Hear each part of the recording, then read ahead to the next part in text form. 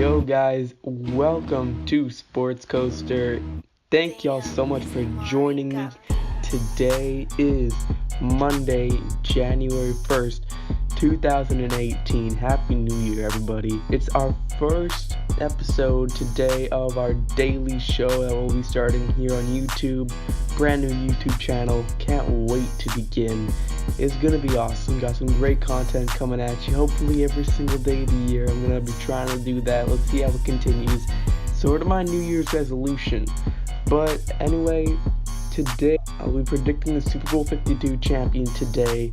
Is gonna be awesome. We're gonna be going through the entire bracket, the AFC, NFC, going through the wild card, the divisional round, the championship round, and eventually Super Bowl 52, the road to Minnesota on February 4th. It's going to be awesome. So, ladies and gentlemen, let's start off with the wild card round over in the AFC. We're going to go with the 5th seed against the 4th seed, Tennessee versus Kansas City. Who's gonna win? And well, Tennessee, let's kind of start off with them. They did end up with the 5th seed in the AFC this year. It was close. Beginning and middle of the season for the Tennessee Titans was pretty good, actually. They were a really good team. They were neck and neck with Jacksonville for the division. They looked really good, but at the end of the year, things started to taper off a little bit, and I think kind of all of us as NFL fans, we started to get a little bit worried about Marcus Mariota because we didn't really know what was happening with him, and really this entire Tennessee team, they started to lose some games, but they somehow found a way to sneak in, and I don't know, they just haven't really been that convincing. They finished the year 9-7, not that convincing. Still, they got in, and coming against Kansas City. Now, Kansas City is a team that we all really started to write off during the middle of the season there, where they started off 5-0 or something crazy like that, and they were, the best team in the NFL. They beat the Pats in week 1. It was crazy, but then they started to slow down, and the Chargers started to come up. Kansas City started to pull away, and at the end of the year there, we saw they won 4 games in a row at the end. They beat the Chargers. That was a big win, solidified the division. We all saw coming into that as NFL fans, we all saw, okay, it's going to be the game. Kansas City versus Los Angeles Chargers. This is going to be the game that decides the division, and KC won the division. KC's getting in, and well, who's going to win this game? Well, I got to go Kansas City. It's being played in Kansas City. I see the Chiefs winning this game against the Titans. This is Mariota's first ever playoff game. Young team. Well, I think Kansas City, quite simply, will win this ball game. Buffalo Bills against the Jacksonville Jaguars. I think we all know who we think is going to win this game. Bills, they haven't made the playoffs since 1999. They're going to be partying like it's 1999 at the tailgates before the game. You already know that. It's going to be in Jacksonville, and, well, this Jacksonville defense is no joke, okay? They are a good team. Now, if you're going to go ahead and take what they did in Week 16 and got blown up against Jimmy Garoppolo and the San Francisco 49ers. I mean, Jimmy G dropped 44 on their heads, but if you want to take that and say, well, Jacksonville's defense is kind of falling off a little bit, well, you gotta, check yourself, because Jacksonville hasn't fallen off at all. That was just a bad game against a really good quarterback in Jimmy Garoppolo, but Jacksonville, they won the division. It's kind of obvious after maybe week 13, Tennessee started falling off, that Jacksonville was going to win the division, and once the defense started doing really good, I'd say the winning in Seattle was really the tipping point where we all, as football fans, looked and said, you know what, the Jags are going to win the AFC South. But Jacksonville coming into this game, I think they are the favorites in this game. They are the 3 seed, the highest rated wildcard team. And as for the Buffalo Bills, well, they just snuck in thanks to Cincinnati somehow beating the Baltimore Ravens. I don't know how in the world that happened, but somehow Cincinnati got it done. And the Bills, they snuck in. Props to them. I mean, have some fun while you're there in the playoffs, wild card. But, it's not going to be your day. You're not going to win this game because simply Jacksonville's just too good for you, okay? Tyrod Taylor, he's not the kind of quarterback who's going to lead you into Jacksonville against that amazing defense and is going to lead you up and down the field. And against this Jacksonville defense, that's not going to happen. Tyrod Taylor is going to be stuffed. And I'll be surprised if they even get to 10 points, to be quite honest with you. I think Jacksonville's defense will limit them. And then Blake Bortles and Leonard Fournette, they'll start coming in.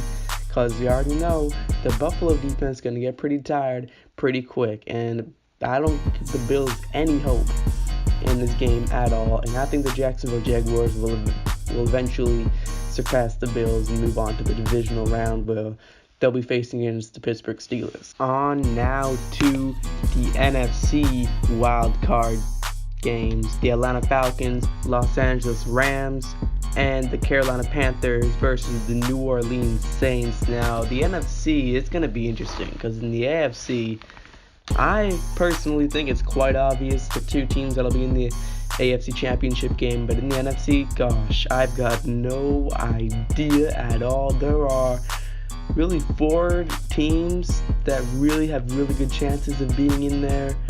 5 really if you include the Panthers, and I could even give the Atlanta Falcons a shot in being in the NFC Championship game simply because they were in the Super Bowl last year, and it's the same head coach and the same quarterback and the same running backs and the same defense as it was last year. The offense isn't as good because they don't got Shanahan, but still same receivers. It's really quite similar to their team last year. But of course, they're not as good as they were last year. I'm going to say that. I'll admit it. They're not as good as they were last year. Anyway, the Atlanta Falcons versus the Los Angeles Rams. Let's get into this.